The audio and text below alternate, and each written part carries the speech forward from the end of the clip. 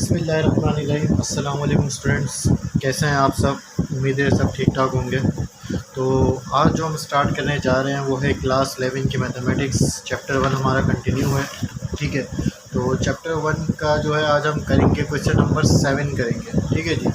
तो सबसे पहले क्वेश्चन नंबर 7 देखते हैं। बहुत ईजी है, कुछ भी नया नहीं है। आप पिछले क्वेश्चन में जो कॉन्सेप्ट करते हुए चले आ रहे हैं वही कॉन्सेप्ट यूज़ होगा और उसी को जो है लेकर चलेंगे अब इस क्वेश्चन में, ठीक है। तो क्वेश्चन 7 में कहा गया कि if Z1 equal to 3 minus two iota and Z2 is equal to 2 minus 3 iota then express the following in term of a plus iota b, ठीक है। तो नीचे हमें 3 पार्ट गिवन है क्वेश्चन के, तो इस 3 सवाल हैं। तो इन तीनों को जो है ना हमने a प्लस आयोटा b की फॉर्म में करके लिखना है, यानी कि कॉम्प्लेक्स नंबर होता है a प्लस आयोटा b, तो कॉम्प्लेक्स की फॉर्म में लिखना है। और Z1 और Z2 दो कॉम्प्लेक्स नंबर हमारे पास गिवन है, ठीक है। तो चलें इसको सॉल्व करते हैं। क्वेश्चन नंबर जो 1 है हमारा Z1 multiply by Z2 conjugate divide by Z1, ठीक है। तो इसको सॉल्व करते हैं, स्टार्ट करते हैं।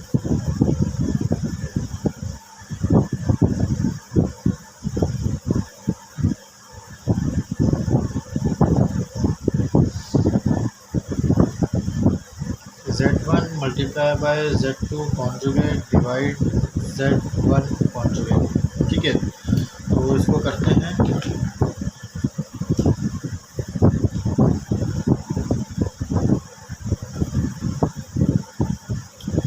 ठीक है, तो स्टूडेंट Z1 हमारे पास गिवन है 3 माइनस 2 आयोटा, ठीक है। तो Z1 का कॉन्जुगेट करेंगे तो Z1 इज इक्वल्स टू हो जाएगा हमारे पास 3 प्लस 2 आयोटा, ठीक है। तो Z2 हमारे पास गिवन है वो है हमारे पास 2 माइनस 3 आयोटा, ठीक है। तो Z2 का कॉन्जुगेट करेंगे तो Z2 का कॉन्जुगेट होगा 2 प्लस 3 आयोटा, ठीक है। तो हमें अब जो फाइंड करना था वो था Z1 multiply by Z2 conjugate divide by Z1 conjugate, ठीक है। तो Z1 की वैल्यू रख दी 3 माइनस 2 आयोटा, Z2 की वैल्यू पुट कर दी 2 प्लस 3 आयोटा, और डिवाइड में था हमारे पास Z1 यानी कि 3 प्लस 2 आयोटा, ठीक है। तो इसको सिंप्लीफाई करते हैं, तो मल्टीप्लाई करेंगे तो ये हो जाएगा 3 टू द 6 प्लस 3 थ्री ज़ा 9 आयोटा जो है minus 4 iota minus plus 2 three ज़ा 6 आयोटा स्क्वायर, ठीक है। तो माइनस की साइन होगी, प्लस की नहीं होगी, ठीक है। जबकि डिनोमिनेटर में हमारे पास 3 plus 2 iota as it is, ठीक है। तो Z1 multiply by Z2 conjugate divide by Z1 conjugate के लिए हम सॉल्व कर रहे हैं, ठीक है। तो 6 plus 9 iota plus minus 4 iota, तो ये हो जाएगा हमारे पास 5 आयोटा, ठीक है। और ये 6 माइनस 6 आयोटा स्क्वायर जो है हमारे पास हो जाएगा प्लस 6, क्योंकि आप जानते हैं आई स्क्वायर माइनस 1 होता है, तो मल्टीप्लाई हो गया प्लस 2 प्लस 6 हो गया। तो डिनोमिनेटर में 3 plus 2 iota as it is हमारे पास। न्यूमरेटर में मज़ीद सॉल्व करते हैं 2 plus 5 iota divide 3 plus 2 iota, ठीक है जी। अब तो बात आ गई है यहाँ पर, ठीक है। अब हमने यहाँ पर क्या करना है, हमने यहाँ पे यूज़ करना है रैशनलाइजेशन, ठीक है। तो रैशनलाइजेशन हम यूज़ करेंगे, आप अच्छे तरीके से जानते हैं इस तरह की सिचुएशन में हम रैशनलाइजेशन यूज़ करते हैं। तो रैशनलाइजेशन में हम क्या करते हैं, डिनोमिनेटर का कॉन्जुगेट लेते हैं और उसी को कॉन्जुगेट से मल्टीप्लाई डिवाइड करवा देते हैं, ठीक है। तो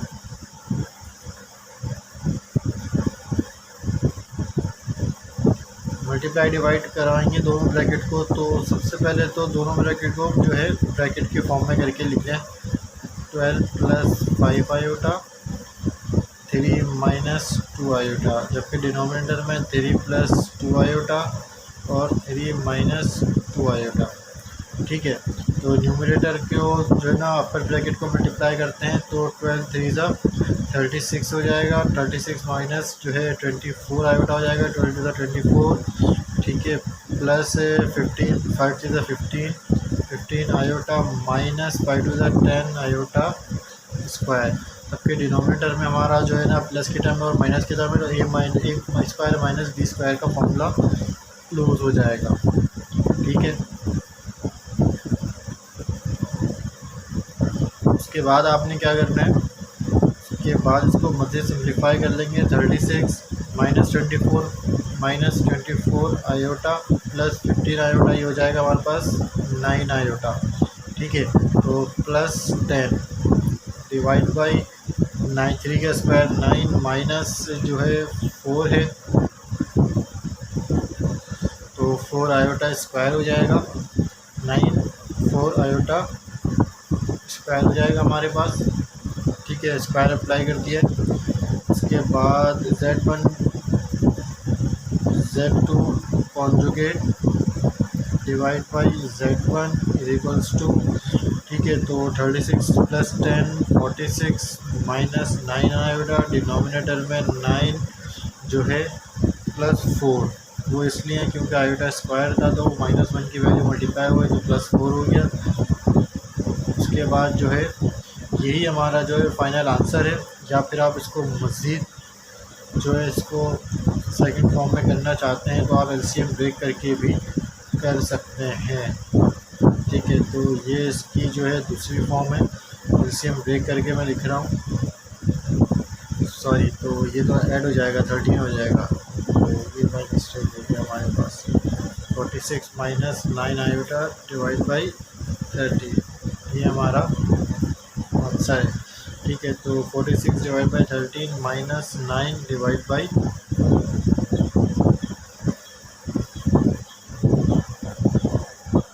-9 आयोटा। ठीक है, तो ये हमारा हो गया, ये हमारी सेकंड फॉर्म हो गई। ठीक है, तो आप इस तरीके से भी लिख सकते हैं, इस तरीके से भी लिख सकते हैं। ठीक है, तो दोनों ही आपके तरीके हैं, आप किसी भी तरीके से कर लें, ये आपके ऊपर है। ठीक है, तो इसका पार्ट 2 करते हैं।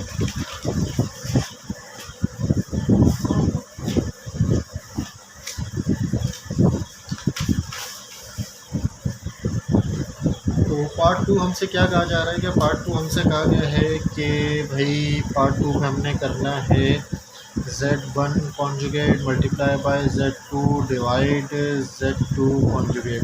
ठीक है, ये हमारा पार्ट 2 है, तो पार्ट 2 को सॉल्व करते हैं।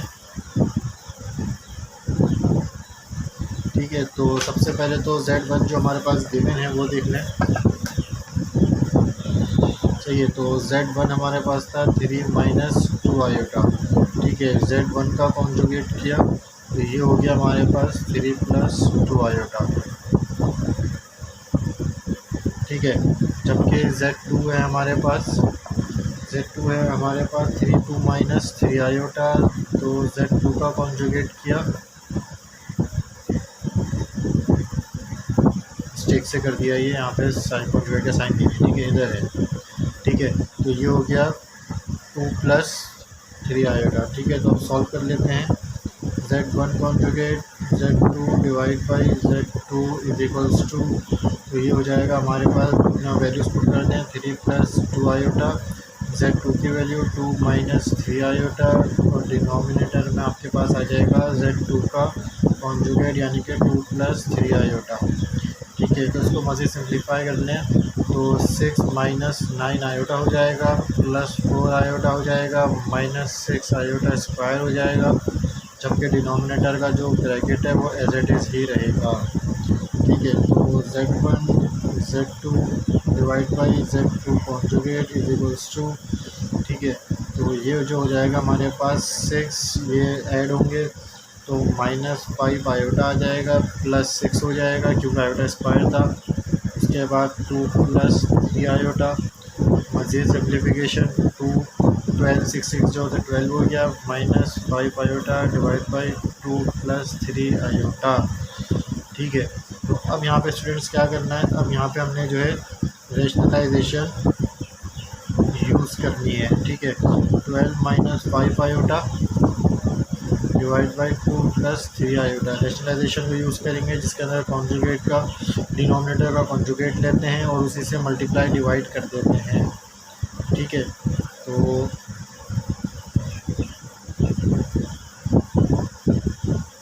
डिनोमिनेटर में एक माइनस है एक प्लस है, तो a² माइनस b² का फॉर्मूला क्लोज हो जाएगा डिनोमिनेटर में, तो ये हो जाएगा two square minus 3 iota square, जबकि न्यूमरेटर दोनों आपस में मल्टीप्लिकेशन हो रहे हैं तो मैं ब्रैकेट के फॉर्म में नहीं लिख रहा, मैं डायरेक्ट दोनों का आपस में मल्टीप्लाई कर रहा हूँ। आप अच्छे तरीके से जानते हैं जब दो ब्रैकेट आपस में मल्टीप्लाई होते हैं तो किस तरीके से होते हैं।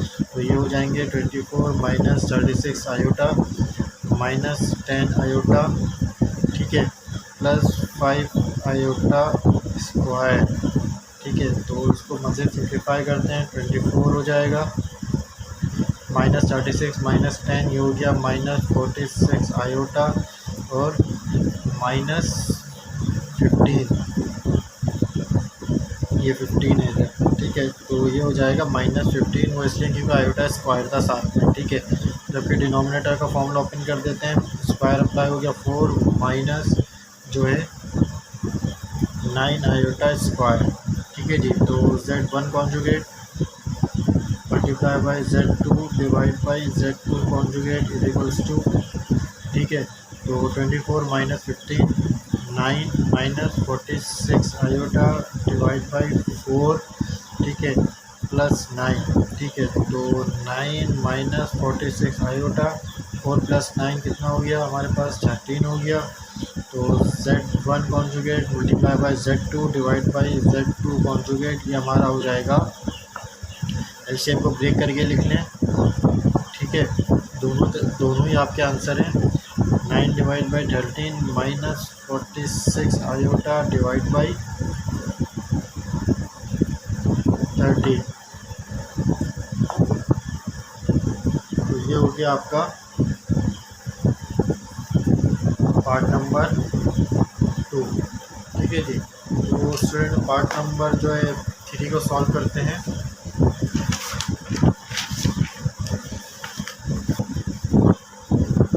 Z1 Z2 whole conjugate divide by Z1, ठीक है स्टूडेंट्स। तो ये आपका क्वेश्चन नंबर 3 हो गया। तो इसको सॉल्व करते हैं। सबसे पहले तो Z1 है आपके पास, वो है 3 माइनस 2 आयोटा, ठीक है। Z1 का कॉन्जुगेट करेंगे हम, Z1 का जो कॉन्जुगेट होगा, बल्कि यहाँ तो Z1 का कॉन्जुगेट करने की ज़रूरत ही नहीं है, ठीक है। यहाँ पर हम Z1 और Z2 का होल कॉन्जुगेट करेंगे, ठीक है। तो यहाँ पे Z1 का कॉन्जुगेट नहीं करते, यहाँ इसकी ज़रूरत नहीं है, ठीक है। तो डायरेक्टली हम सॉल्व करेंगे Z1 मल्टीप्लाई बाई Z2, ठीक है। सबसे पहले तो Z1 और Z2 को मल्टीप्लाई कर लेंगे आपस में, ठीक है। तो ये हो गया 3 minus 2 iota multiply by 2 minus 3 iota, ठीक है। दोनों को मज़ीद सिंप्लीफाई किया तो ये हो गया 6 minus 9 iota minus 4 iota plus 6 iota square, ठीक है। तो Z1 Z2 जो सिंप्लीफाई हो गया हमारे पास आएगा 6 माइनस 9 आयोटा माइनस 4 आयोटा, ये हो गया हमारा माइनस 13 आयोटा, और ये हो जाएगा माइनस 6 आयोटा स्क्वायर की वैल्यू -1 है, -1 प्लस 6 से मल्टीप्लाई होगा तो -6 हो जाएगी हमारे पास, ठीक है। तो ये 6 से कैंसिल हो जाएगा, तो वैल्यू जो हमारी Z1 और Z2 की आएगी वो आएगी -13 आयोटा, ठीक है।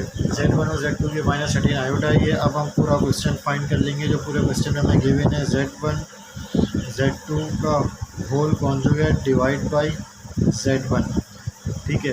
तो Z1 Z2 का जो कॉन्जुगेट करेंगे, अब Z1 Z2 हमारा -13 आयोटा है, तो कॉन्जुगेट करेंगे तो +13 आयोटा हो जाएगा डिवाइड बाई Z1 की वैल्यू जो हमारी 3 माइनस 2 आयोटा है, ठीक है। तो इसको आप दोनों तरीके से कर सकते हैं। इसको आप इस तरीके से भी लिख सकते हैं 13, ठीक है। तो इसको आप इस तरीके से भी कर लें 13 आयोटा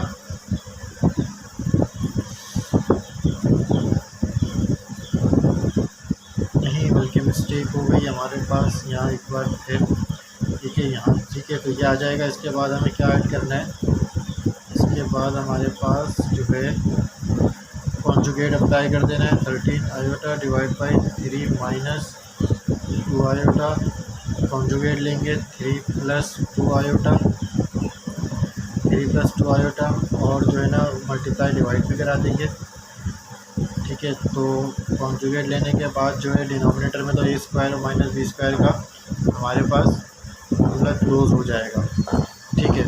तो ये हो जाएगा हमारे पास 3 का स्क्वायर माइनस चाहिए 2 आयोटा का स्क्वायर, ठीक है। तो ये हो गया हमारे पास। जबकि डिनोमिनेटर में देखें, डिनोमिनेटर में क्या हुआ है हमारे पास, ठीक है। डिनोमिनेटर में हमारा हुआ है 13 मल्टीप्लाई बाई 3, यानी कि ये हो गया हमारे पास 39 आयोटा, और फिर प्लस की साइन आएगी बीच में 13 मल्टीप्लाई बाई 2 यानी कि 26 आयोटा स्क्वायर, ठीक है। 26 आयोटा स्क्वायर हो गया हमारे पास, ठीक है। तो Z1 Z2 whole conjugate divide by Z1 is equals to, तो 39 आयोटा माइनस 26 हो जाएगा। आप अच्छी तरीके से जानते हैं आयोटा स्क्वायर की वजह से, और डिनोमिनेटर में हमारे पास जो होगा 9 हो जाएगा, और 2 का 4 हो जाएगा, और आयोटा स्क्वायर की वैल्यू -1, तो -1 -2 + 4, ठीक है, इक्वल्स टू। तो आगे देखते हैं 39 आयोटा माइनस 26 डिवाइड बाई 13, ठीक है। तो इसको एलसीएम ब्रेक करके लिख लेंगे हम, Z1 Z2 divide by Z1 equals to 39 iota minus 13 minus 26 divide by 13। तो यहाँ पे कैंसिलेशन हो रही है हमारे पास, 13 1 13 13 3 ज़ा, ये हमारा हो जाएगा 39, ये कैंसिल हो गई, और 13 1 13 13 2 ज़ा 26। तो जो हमारी न्यू वैल्यू आएगी वो आएगी 3 आयोटा माइनस 2, ठीक है। तो ये हमारी नई वैल्यू आई है 3 आयोटा माइनस 2, तो यही हमारा फाइनल आंसर होगा, ठीक है। Z1 multiply by Z2 whole conjugate divide by Z1 is equals to 3 iota minus 2, ठीक है। तो इसको आप इस तरीके से भी करके लिख सकते हैं, -2 + 3 आयोटा। आपके ऊपर है कि आप पहले रियल लिख लें या इमेजिनरी लिख लें। तो हम ज़्यादातर रियल पहले लिखते हैं, तो इसलिए हमने माइनस कर लिया लेफ़्ट हैंड साइड पे, ठीक है। तो ये दोनों आपके आंसर हैं, ठीक है। अच्छा, तो स्टूडेंट्स एक ज़रा चीज़ मैं आपको और बता दूं, क्वेश्चन में जो दरअसल हमारे पास एक जो है चीज़ और गिवन है, ठीक है। और वो क्या गिवन है हमारे पास, हमसे ये कहा जा रहा है कि also verified triangle inequality of complex number, यानी कि कॉम्प्लेक्स नंबर जो एक गिवन कॉम्प्लेक्स नंबर्स हैं Z1 और Z2, इनकी ट्राइंगल इनइक्वालिटी भी फाइंड करनी है हमें, ठीक है। तो देखते हैं ट्राइंगल इनइक्वालिटी का क्या चक्कर है, तो ये भी साथ साथ समझ लें कि ट्राइंगल इनइक्वालिटी का क्या मामला है, ठीक है। तो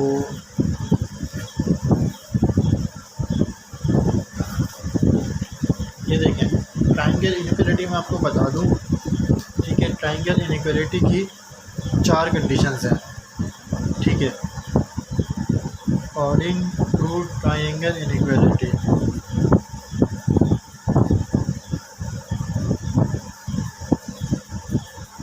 ठीक है, नंबर जो पहली कंडीशन है वो है Z1 + Z2, सही है, less n equal to modulus Z1 plus modulus Z2। ये पहली कंडीशन हो गई हमारी। दूसरी कंडीशन है हमारे पास modulus Z1 plus Z2 whole modulus greater and equal to, ठीक है, मॉड्यूलस सही ना, whole modulus individual modulus Z1 minus individual modulus Z2 whole modulus close, ठीक है। तो ये हमारी तीसरी टर्म हो गई। तीसरी टर्म हमारी ये आ गई कि Z1 माइनस Z2, ठीक है, less n equal to individual modulus Z1 plus individual modulus Z2, ठीक है। नंबर 4 जो हमारी स्टेटमेंट है वो है हमारी Z1 माइनस Z2, ठीक है, तो ग्रेटर एन इक्वल टू, ठीक है, तो Z1 individual modulus minus individual modulus Z2, ठीक है।